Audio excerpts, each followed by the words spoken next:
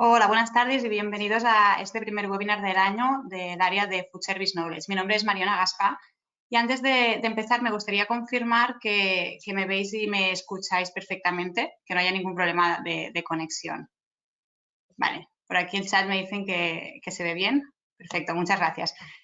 Pues vamos a empezar con este primer webinar del año, en el que queremos presentaros, queremos hablar y compartir con vosotros algunas de las principales tendencias que hemos observado en el sector de la restauración.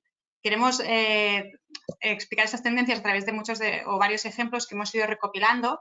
Como sabéis, cada mes estamos recopilando acciones a nivel global que pueden ser de interés e inspiración para todos vosotros. Estas acciones se recogen en el informe de New Food Service que compartiremos, de hecho, con todos vosotros junto a la presentación que hoy veréis el próximo lunes. Antes de empezar a hablar de tendencias, creo que es importante hablar del consumidor. El consumidor ha cambiado. Evidentemente no somos los mismos nosotros mismos como consumidores no somos los mismos que hace unos meses. Y vemos que algunas de las tendencias que se estaban dando, ¿no? Algunas de las, que el consumidor que estaba cambiando, pues se han enfatizado en los últimos meses. Por un lado, este consumidor tiene más foco en salud y bienestar. De hecho, cuando hablamos, los consumidores europeos dicen que han tomado más conciencia de su estado de salud, es decir, que van a estar mucho más dispuestos a tomar decisiones o a hacer cambios en sus hábitos de consumo, pues alineados en conseguir un mejor bienestar a nivel mental y físico. Hablamos también de la digitalización. Vemos que es algo que en algunas generaciones ha sido forzado, pero por ejemplo, pues han empezado a consumir productos o comprar a través de e-commerce y por lo tanto se han dado paso en esta digitalización no solo en el sector de la hostelería, sino también en otros sectores. De hecho, cuando se pregunta, mucha gente dice que cree que muchos de estos avances que se han hecho se podrían mantener porque realmente pues, son de utilidad y ya nos hemos acostumbrado a ellos. Luego hablamos de la conveniencia. La conveniencia es al final, esta necesidad que estamos con la falta de tiempo, ¿no? En base a que cada vez tenemos menos tiempo, buscamos soluciones que nos aporten esta agilidad y que sobre todo pues, no tengamos que renunciar a otros elementos como puede ser el factor salud que comentábamos antes y que también está cobrando mucha relevancia, ¿no? De hecho, el delivery es parte de esta conveniencia, es una de las respuestas a esta conveniencia que observamos y el 38% de los españoles dice haber aumentado los pedidos de delivery, por lo que es verdad que no es un país donde evidentemente se ha consolidado esa tendencia creciente del delivery. Hay países donde la penetración es aún mucho mayor, como podría ser Corea del Sur, pero vemos que se consolida una tendencia que ya veíamos, que es el auge del delivery, ¿no? Dentro de estas propuestas de conveniencia. Otro elemento que debemos tener en cuenta y no debemos olvidar es toda la parte de experiencia y entretenimiento. El consumidor sigue buscando nuevas maneras de experimentar, de relacionarse con las marcas, de socializar y busca cosas que le entretengan y le sorprendan. Aquí pongo el ejemplo de Travis Scott, que hizo un concierto en Fortnite que consiguió congregar en una misma partida más de 27 millones de jugadores. Esto es una foto al final de nuevas maneras que los nuevos consumidores, los más jóvenes, pues tienen de relacionarse y no podemos olvidarlo, ¿no? Al final están apareciendo nuevas maneras de experimentar y las tenemos que tener en cuenta. También en esta parte más de experiencia entra algo que se ha enfatizado, digamos, durante la pandemia, es el hecho de la necesidad de socializar, ¿no? Y evidentemente ha habido momentos más de aislamiento donde la gente tenía esa necesidad de socialización y la seguimos teniendo y hemos encontrado algunas veces en la digitalización, hemos encontrado experiencias diferentes, ¿no? Pero sobre todo hay una necesidad de que parte de la experiencia quizás simplemente socializar con nuestros amigos o gente que hace días que no vemos o de una forma ya sea física o virtual. Luego hablamos del impacto positivo. El impacto positivo entendido como sostenibilidad, por un lado, vemos que el 69% de los consumidores dicen estar más preocupados por la sostenibilidad que antes de que empezara el COVID, pero no solo hablamos de sostenibilidad, también hablamos pues, de una preocupación en entender, ¿no? El impacto que tienen las decisiones que tomamos, ¿no? En este sentido, por ejemplo, pues se promueve más o tenemos más conciencia de nuestro entorno, por lo que promovemos un consumo más local, tiendas de proximidad, por ejemplo, y buscamos también, premiamos, digamos, esas empresas que tengan un impacto positivo mayor en nuestro entorno, en términos de sostenibilidad u otros. Y todo esto se rubrica con la seguridad. Al final, todas estas necesidades, digamos, que se incrementan, ¿no? O estas características de este nuevo consumidor se rubrican con la seguridad. En el contexto actual, es verdad que muchas de las decisiones que tomamos las tomamos en base a sentirnos más seguros. Y también veremos que parte de las tendencias que vamos a trasladar y los ejemplos que vamos a ver en lo que sería puramente la restauración, pues veremos que muchas de ellas también llevan digamos, la rúbrica de esta seguridad, ¿no? Aunque no sea el principal motivo, sí que muchos de ellos, o la mayoría, tienen en cuenta que el consumidor sobre todo se sienta seguro en cada una de estas cosas que vaya a hacer. Y vamos a entrar en lo que serían las tendencias. Son tendencias que hemos visto también en otros foros que hemos hecho. Y cuando hablamos de las principales tendencias, las hemos sintetizado en estos 5 puntos. Hablar de conveniencia, como os decía, ir más allá del delivery, estas opciones que ofrecemos al consumidor, que sobre todo le hacen ganar tiempo y sentirse, bueno, ganar sobre todo este tiempo, ¿no? Y darle propuestas ágiles y cómodas. Luego toda la parte más del contactless, muy ligado a la digitalización, que como veréis, pues esta necesidad también ligada a la seguridad que decíamos, pues vemos que el consumidor pues ha adoptado mucha tecnología para evitar el contacto, como el tema de entregas, por ejemplo, en el caso del delivery, métodos de pago, pedidos, etcétera. Y en la restauración también se ha adaptado mucho en esta línea y se han propuesto más innovación centrada sobre todo en la parte del contactless. Luego hablaremos de la adaptabilidad, de la capacidad de adaptación no solo al contexto temporal, sino también a los cambios que vienen más estructurales y cómo pueden salir nuevas ideas de negocio en esta línea. Hablaremos de la experiencia. Como comentábamos, no podemos olvidar que el consumidor necesita sentirse especial, encontrar elementos que le sorprendan y que siga confiando al final en nosotros, ¿no? Trabajar estas experiencias dentro, fuera del local y en cada uno de los puntos de contacto que tengamos con el consumidor. Y finalmente hablaremos de esta sostenibilidad, ¿no? Algo que vemos que es una temática constante que, bueno, pues hay muchas normativas que trabajan en línea de sostenibilidad actualmente y no podemos olvidar también algunos ejemplos de cosas de lo que se están haciendo y que seguirán haciéndose en los próximos meses. Vamos a ejemplificar cada una de estas tendencias. Empezaremos por la parte de conveniencia. Como os comentaba, la conveniencia va más allá del delivery, pero sí que vemos que para muchos negocios de restauración el delivery va a ser mucho más importante de lo que lo ha sido en el próximo año, ¿no? Y para muchos de ellos va a ser clave. De hecho, el 42%, según una encuesta que hacía Deliveroo a finales de año, decía que para el 42% de estos establecimientos iba a ser clave para subsistir de cara al próximo año, ¿no? Por lo que vemos que dentro de las propuestas de conveniencia, el delivery, por el contexto en el que estamos, pues ha visto ganar mucho peso y mucha cuota, ¿no? Junto al takeaway y otras propuestas. Si hablamos de algún concepto o algún término que ha cogido también mucha relevancia, es todo el tema de las dark kitchens. Las dark kitchens entendidas como esas cocinas centradas en la preparación de pedido. En el caso, por ejemplo, de Estados Unidos, para ponerlo en cifras, antes del COVID, el 15% de los restaurantes utilizaban cocinas fantasma para preparar estos pedidos. En el mes de mayo, o sea, 2 meses después o 3 meses después, un 51% de estos establecimientos había recurrido a cocinas fantasma, ¿no? Por eso vemos ya que deja de ser una tendencia por ser una realidad realmente, ¿no? Hemos visto grandes enseñas que han creado sus propias cocinas oscuras, por ejemplo, para crecer en los pedidos de delivery. Hemos visto diferentes fórmulas, pero quería compartir aquí con vosotros el caso de WowBow, por ejemplo, que es una enseña de Chicago que se dedica a hacer baos.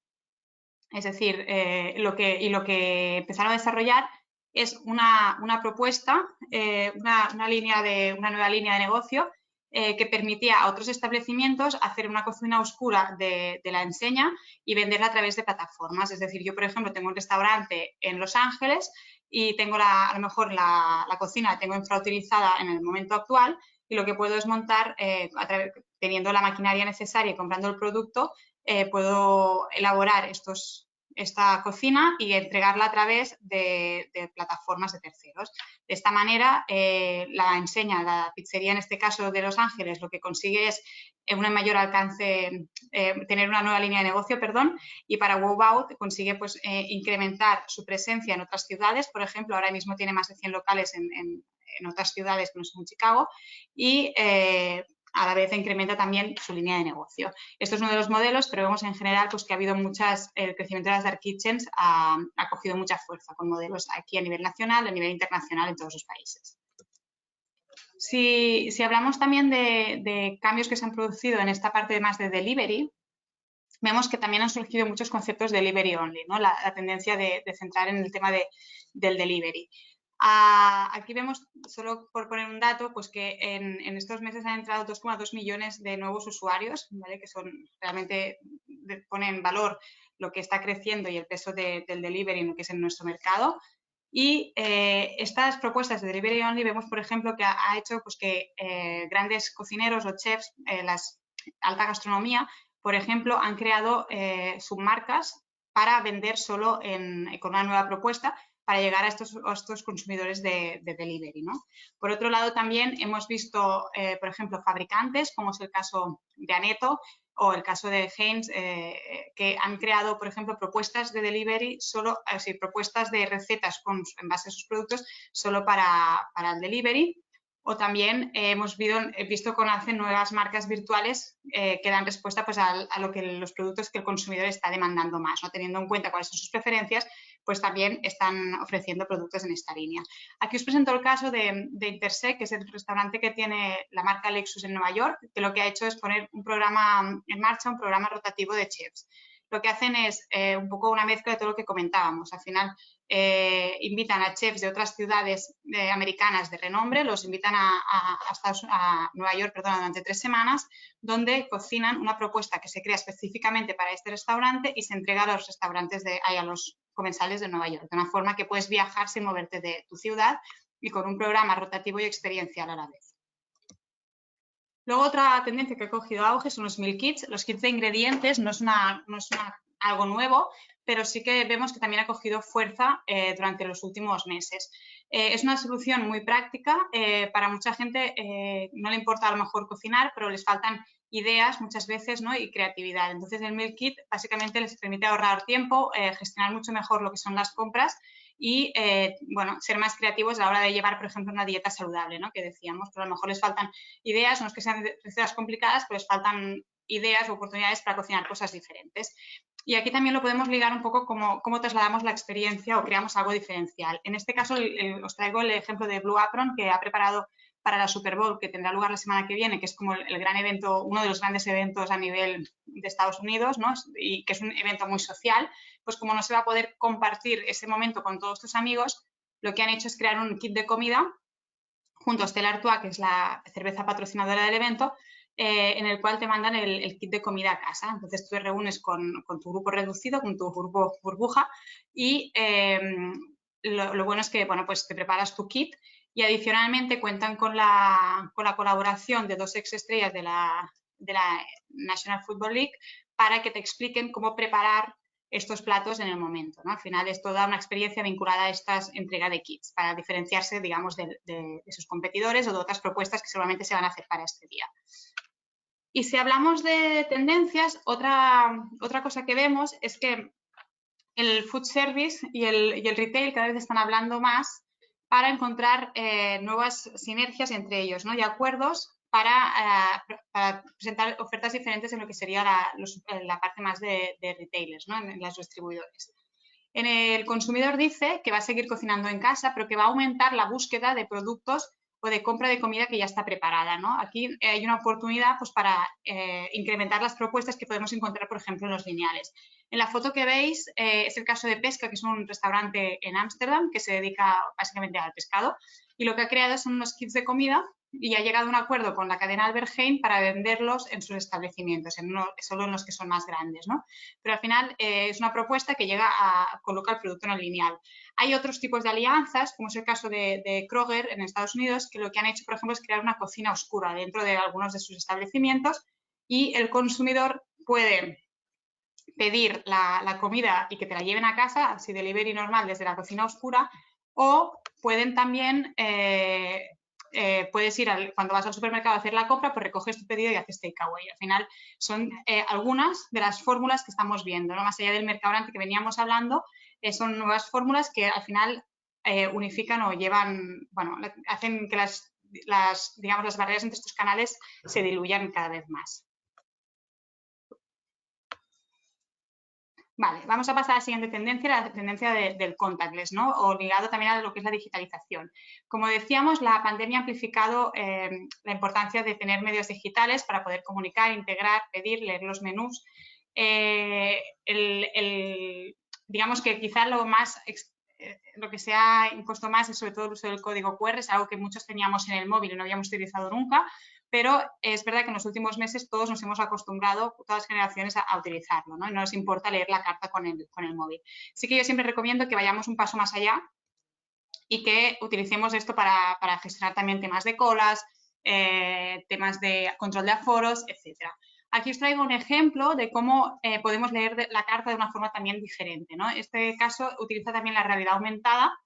Y es que cuando tú entras dentro del producto, este caso es 80 grados, que es una cadena que tiene diferentes establecimientos en Madrid, ellos han incorporado la realidad aumentada para poder dar una experiencia de cliente mucho más, mucho más completa, ¿no? Es decir, cuando tú entras en cada uno de los platos, puedes ver el plato en sí, los alérgenos, las especificaciones, el precio, pero adicionalmente puedes ver el plato de la misma manera que te lo van a entregar en la mesa, ¿no? De forma que a lo mejor, pues en base a lo que ves, dices, ostras, pues prefiero escoger otro plato porque no, es demasiado grande o demasiado pequeño, o voy a pedir dos para no quedarnos con hambre, ¿no? Al final, pues vas a tomar decisiones también en base a lo que sería la realidad aumentada. Es incorporar una capa más de servicio y de experiencia de cliente para sorprenderle y generar ese wow que comentábamos antes.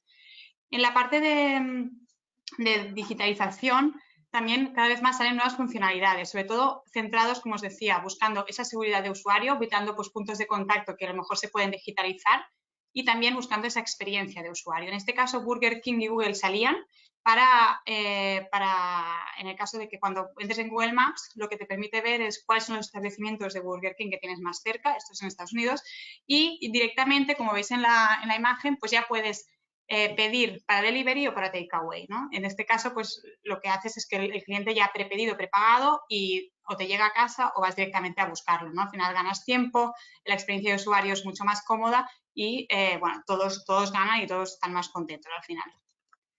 Y hablando de toda la experiencia sin contacto, ¿vale? Vemos que el consumidor español dice que está predispuesto a interactuar con tecnologías mientras dura la pandemia, pero no solo mientras dura la crisis sanitaria, sino que también cuando termine, seguramente muchos de estos cambios pues ya les van bien, ¿no? Como decíamos antes.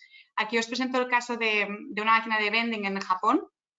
Como sabéis, en Japón tienen muy desarrollado todo el canal del vending y en este caso lo que haces es pedir con el pie, ¿vale? Entonces, bueno, pues es una nueva innovación que vemos y que tiene, bueno, que se va a seguir desarrollando seguramente, que vamos a ver quizá más cerca en los próximos meses.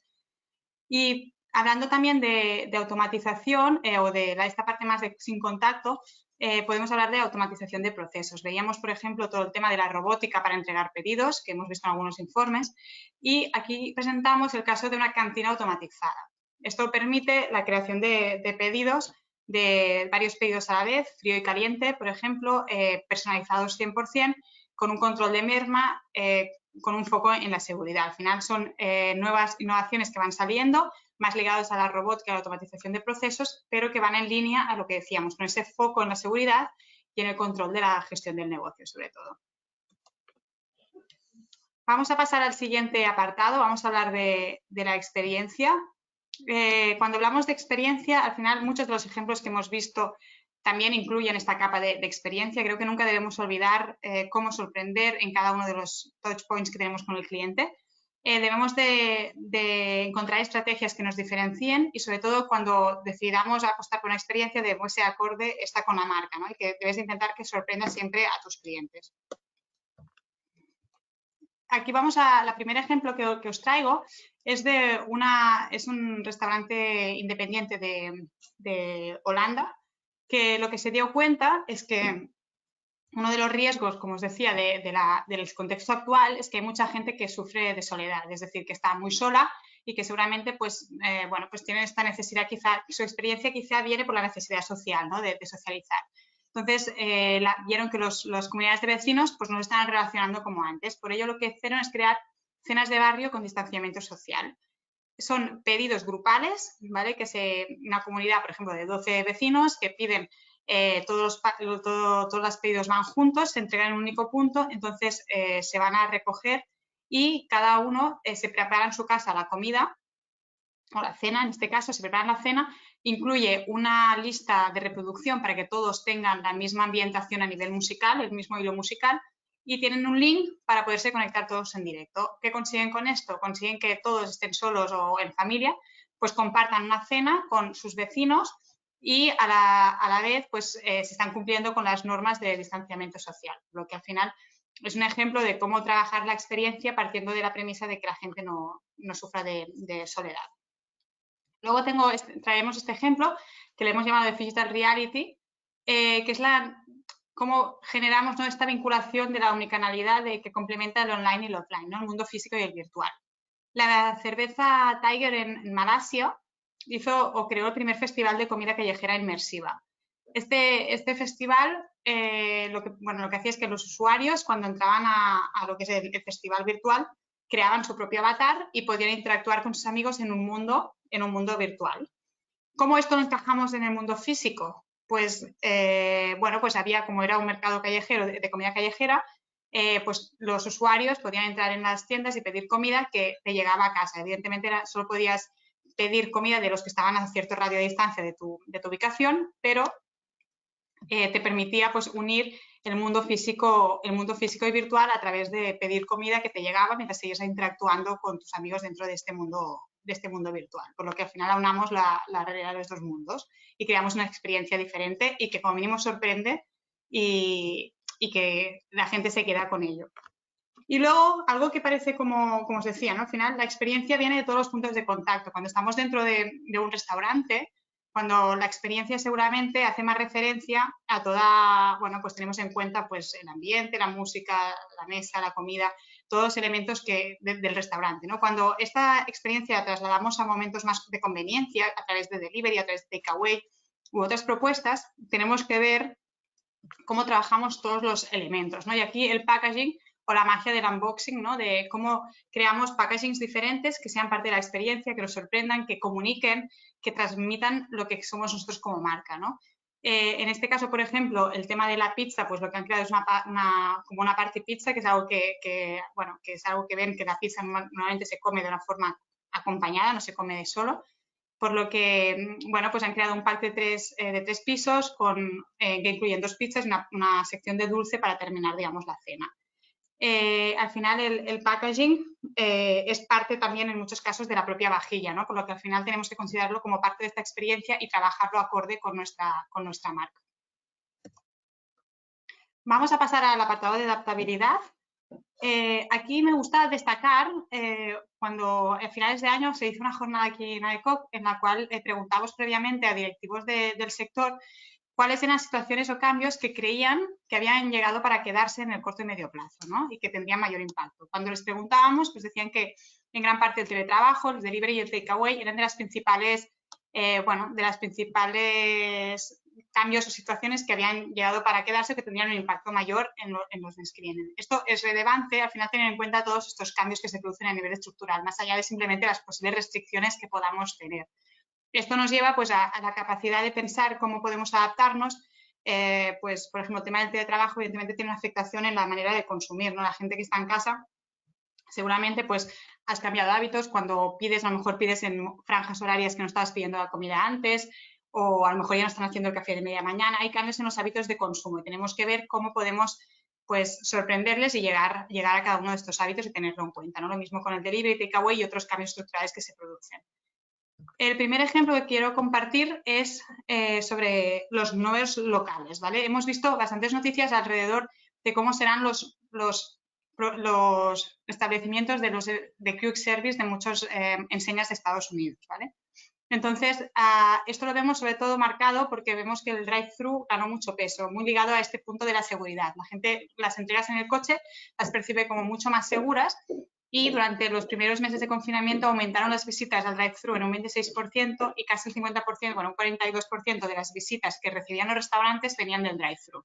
Por lo que esto llevó a que muchas de estas enseñas, que a lo mejor algunas ya lo tenían en su funnel de proyectos, pero algunas decidieron innovar y repensar cómo serían esos establecimientos del futuro. Aquí tenemos la imagen de Burger King, pero bueno, son muchas las enseñas que han presentado sus pilotos y que van a empezar a ver la luz durante los próximos meses. Algunos aspectos que son coincidentes en la mayoría de ellos, pues que se minimizan los espacios interiores, es decir, se eliminan metros cuadrados de salas o de comedores interiores. Se gana mucho espacio en los exteriores, es decir, se va más a las terrazas, a ese consumo fuera de terraza o del aire libre. Y luego se enfatiza mucho toda la parte del drive-thru. Se ponen más carriles para los coches, se ponen carriles específicos normalmente para las recogidas de delivery, para los drivers. Se ponen zonas de caminar o en coche para recoger pedidos que has hecho a través de la web. Se enfatiza mucho toda la parte de digitalización, de integración y de omnicanalidad, es decir, de trabajar una experiencia conjunta. Y también ligado a la sostenibilidad, muchos de ellos ya incorporan paneles solares para ser más eficientes a nivel energético. Luego también en lo que decíamos, ¿no? El peso que han ganado el exterior, muchas de las reservas vienen de los exteriores y las ciudades han cedido parte de sus espacios a los restaurantes, a la ciudadanía para consumir de una forma más segura, ¿no? Aquí, por ejemplo, os pongo el ejemplo del Winter Dining Challenge, que es un challenge que lanzó la ciudad de Chicago para encontrar soluciones para afrontar el invierno de una forma mucho más amigable y mucho más agradable, ¿no? No simplemente con una mesa en medio de la calle. Luego, hablando de omnicanalidad, es importante entender el equilibrio entre la experiencia in y out. Os pongo el caso de Stick, es una cadena con locales en diferentes ciudades en todo el mundo. Cuando empezó la pandemia vieron que su producto, que era bastante premium y muy basado en el producto en sí, no viajaría bien. Lo primero que hicieron es repensar su propuesta, crear nuevas recetas para que funcionara el delivery. Ese delivery le dieron una capa adicional creando Stick Radio, que es como todo un hilo musical que ayuda a crear ese ambiente alrededor de la marca. Desarrollaron una segunda propuesta que se llama Stick Market, que sería unos conceptos de meal kit, ¿vale? Lo que decíamos antes, muy focalizado en vender productos sin preparar, ¿vale? Que el cliente se acaba de preparar en casa, lo venden pensando más en grupos, es decir, un consumo más grupal. Y lo bueno es que llegaron a acuerdos con enseñas como Amazon para venderlo a través de sus plataformas. Esto lo que les permite es un mayor alcance geográfico que les permite simplemente tener el delivery, ¿no? O el estar en sus restaurantes. ¿Y esto cómo lo ligan en la experiencia física, ¿no? En el propio local? Pues se dieron cuenta de que en su local había unas franjas, como era la típica del brunch, pues que no estaban llenando. Entonces desarrollaron una propuesta de brunch que les permitía, por un lado, cubrir una franja donde no estaban sirviendo y a la vez les permitía probar una tipología de productos que seguramente pues en ese momento no estaban ofreciendo y que podía tener sentido ofrecer. Y bueno, esto que seguramente salió como nos adaptamos en un momento dado, pues son sus tres principales líneas para los próximos meses, son sus líneas de trabajo. Y cerrando este bloque de adaptación, os presento un caso muy local de cómo crear experiencia y adaptarse al momento a través, sobre todo, usando las redes sociales. Semproniano es un restaurante aquí en Barcelona, aquí estamos con confinamiento municipal, entonces habrá gente que quiera ir al restaurante que no puede porque no vive dentro de Barcelona. Entonces lo que ellos han planteado es a través de sus redes sociales, cada semana plantean diferentes opciones de poblaciones donde pueden ellos ir a entregar kits de comida de delivery. Entonces, lo que se hace es, a través de las redes, votan qué poblaciones son las más votadas y el viernes y sábado cada día entregan en una ciudad diferente, en una población, perdón, entregan un menú cerrado a la gente que lo ha pedido. Luego a las 8:30 de la noche se conectan todos los que han comprado el pedido y se conecta también la chef del restaurante y les explica en directo cómo acabar de preparar ese producto para que esté perfecto para tener una cena de 10. Y ya para cerrar vamos a ir al último bloque, que es el de la sostenibilidad. El bloque de sostenibilidad, como os decía, cada vez más el consumidor pone énfasis en la sostenibilidad y cree que las empresas tienen que realizar cambios en esta línea, ¿vale? Tienen que enfocarse en ser más sostenibles. Quería comentar en primera instancia sobre el tema de salud y sostenibilidad. Como decíamos, la parte de la salud para el consumidor también es muy importante y manifiesta que está haciendo cambios en su dieta, ¿no? Algunos de ellos han reducido, por ejemplo, el consumo de carne por temas ecológicos y también vemos que la industria de la carne de origen vegetal también ha experimentado grandes crecimientos durante el confinamiento. Esto lo que nos permite ver es que realmente toda la tendencia plant-based o de base de proteína vegetal se consolida y coge protagonismo, ¿no? Y muchas de las enseñas ya han ofrecido, bueno, o ya están anunciando pues, que van a tener pues, nuevos productos basados sobre todo en la proteína vegetal. Más allá, os presento un vending 100% vegano que está en Suecia. Y luego también pongo el caso del ejemplo de los restaurantes del Hotel Óbolos que están en Australia, que se han planteado para 2021 dar el salto y ser 100% veganos. Ya estamos casi terminando, porque estamos ya en hora, pero quedan 3 ejemplos. Simplemente destacar también la importancia de la transparencia. Lo que se quiere poner en valor es que la gente sea capaz de tomar decisiones o conocer el impacto de sus decisiones. En este caso, Just Salad, pero no es la única enseña. Lo que hacen es indicar cuál es la huella de carbono de todos sus platos. De esta manera, la huella de carbono entra a ser otra variable más a la hora de escoger, más allá del precio, la oferta, los alérgenos, etcétera. La variable de la huella de carbono pues también cobra relevancia y los usuarios pueden tomar decisiones en base a ello. Una de las consecuencias directas del aumento del delivery y el takeaway es el aumento del packaging de un solo uso, de estos utensilios y menajes que muchos acaban directamente en la papelera. Pues el uso de los envases retornables también está cobrando importancia. Ya hemos visto y en algunos foros hemos presentado algunas de las empresas que lo están haciendo. En este caso, os presento el caso de un restaurante específico en San Francisco que ellos ya no dan la opción de otro tipo de envases. Ellos han llegado a acuerdo con la empresa Dispatch Food, pero la comida que ellos ofrecen para llevar va a ir con envases reutilizables, por lo que ya no dan otra opción porque creen que es la línea que se tiene que seguir. Y ya para cerrar casi el webinar, le hemos titulado este slide como cerrando el círculo. La idea es realmente plantearnos, ¿no?, cuánta cantidad de residuos se está generando en el sector y si realmente podemos reconvertirlo en un producto de valor añadido.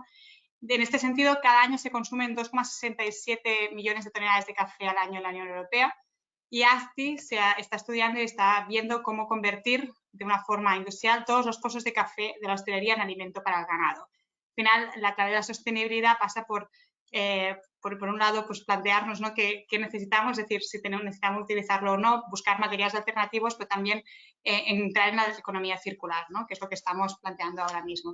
Entonces, cerrando el círculo, cerramos este primer webinar del año.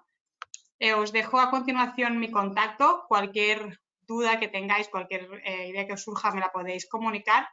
Como os decía, la próxima semana, el lunes, recibiréis tanto la presentación que hoy os he compartido como el informe de Food Service que os comentaba, que hacemos mensualmente, en el cual vais a encontrar estas ideas, bueno, las ideas que hemos compartido hoy y muchas más. Y si conocéis de alguien que creéis que le puede interesar, que no está en la lista de difusión, nos podéis pasar su mail y lo ponemos en la lista de difusión del contenido. Y espero que realmente que os haya sido de utilidad y que os haya sido de inspiración. Así que nada, muchísimas gracias y estamos en contacto y nos vemos pronto. Gracias.